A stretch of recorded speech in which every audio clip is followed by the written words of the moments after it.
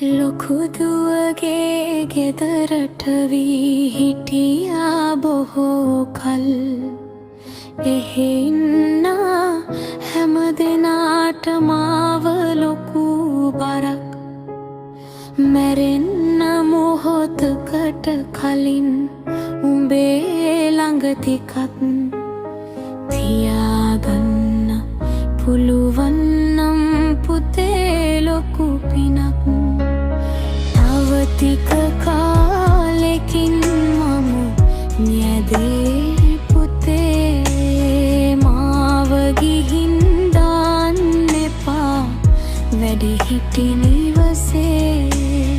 කොළොම්පුරේ නුඹේ ගෙදර පහළ කාමරේ මාව තියාගන්න බැරිද රැත්තගම් පුතේ. මාව තියාගන්න බැරිද රත්තරන් පුතේ. අපි ඔක්කොම එකට හිටිය කාලේ මතකද? මං කැව්වම විතරයි පුතු කෑවේ බත් ටික.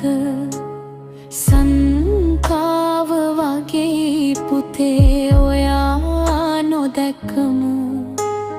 ගමට එන්න පුතාගේ සුදු මූණ බලන්න.